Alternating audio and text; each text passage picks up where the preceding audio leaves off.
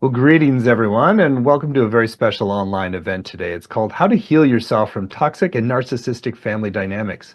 Release wounded emotional energy, restore health, reclaim sovereignty, and embrace authentic self-expression. My name is Stephen Dunn. I'm the founder and president of the Shift Network, and I'm really delighted to be with you here, getting to learn right alongside with you from one of the foremost experts in the world on a really important subject, really healing in a deep, lasting way from toxic and narcissistic family dynamics. Her name is Dr. Meg Haworth. She's a transpersonal psychologist. She's a holistic chef and an author, and has really been helping us to see how, from a very holistic spiritual perspective, how to transform these deeper patterns that so many people have coming into adulthood. So, Dr. Meg, thank you so much for joining us here today. Thank you so much for having me. It's such an honor to be a part of this. Hmm. Well, we're super excited to learn more, and we're also delighted that you're going to offer a brand new upcoming program called Heal from Toxic and Narcissistic Family Dynamics Mm. that we'll share more about later in the hour if people want to go further with you.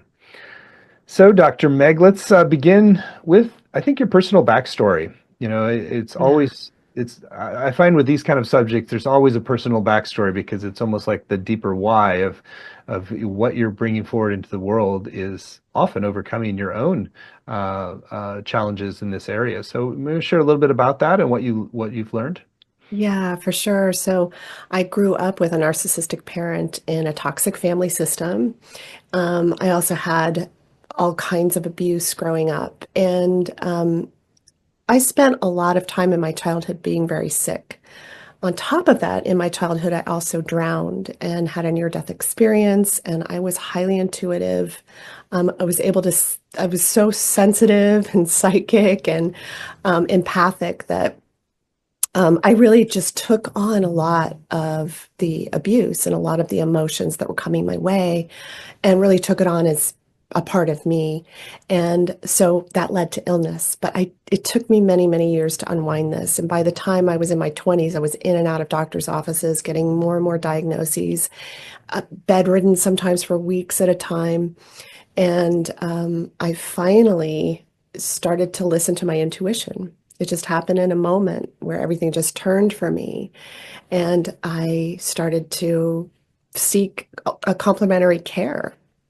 And it was in seeking that that everything opened up for me because then I just started to follow the inner voice that I always had, but my narcissistic parent had really separated me from. And that's one of the things that's a huge problem for those of us who've been through narcissistic abuse is being separated from your own ability to trust yourself and trust your intuition. And so that became a big part of my life path and what led me to be a teacher.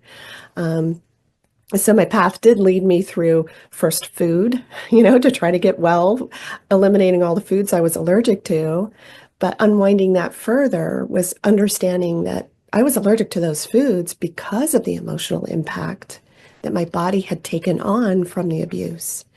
And so it was unwinding all of that, understanding that the emotions affect the physical body, have huge impact on us, and they can create illness in the body. And learning about somatic therapies and spiritual development and learning to hone my psychic and intuitive abilities also helped me so much to become who I am today and to become the teacher that I have become.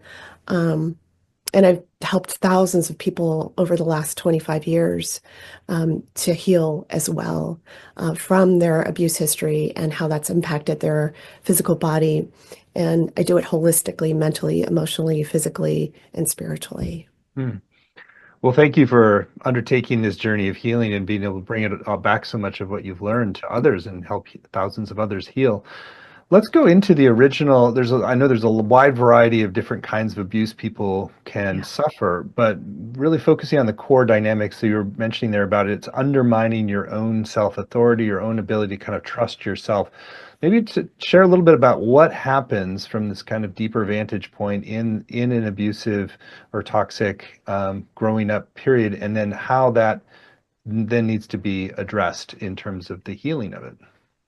Yeah, so narcissistic and abuse and toxic family systems, basically, when I say that, what I mean is you were raised by an emotionally immature or emotionally stunted parent who really didn't have, they weren't equipped to be able to raise you in a way that was supportive and loving and helpful and unconditional.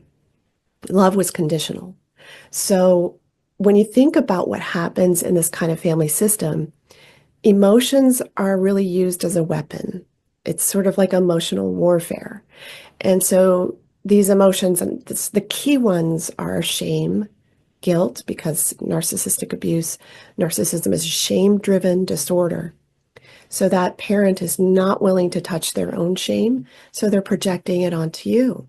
So you get blamed for everything that they're doing or not doing, and things that never even happened because they're just looking for a way to just get rid of it. They don't want to deal with it. They're not going to, and they're not going to take accountability. So everything becomes your fault and the fault of your siblings and your other parent, assuming they're not also narcissistic. And I often see both parents.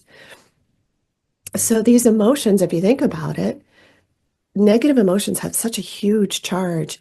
And on the scale of consciousness, they've been able to measure emotions and the frequency and vibration of them. And the most dense one is shame. So if you think about what that does to your body over time, how that drains your energy field over time, and eventually your biology can no longer support that energetic drain. And so you start to get sick. Or you have aches and pains or chronic mystery illnesses, symptoms that your doctor's like, there's nothing wrong with you. It's all in your head. It's not. It's all in your energy field. And that's really what I work with, is helping people understand this is an energetic dynamic, and it's an energetic drain from negative emotions that are literally being cast upon you, and then your own reactions on top of that. So it's a big double whammy. Hmm.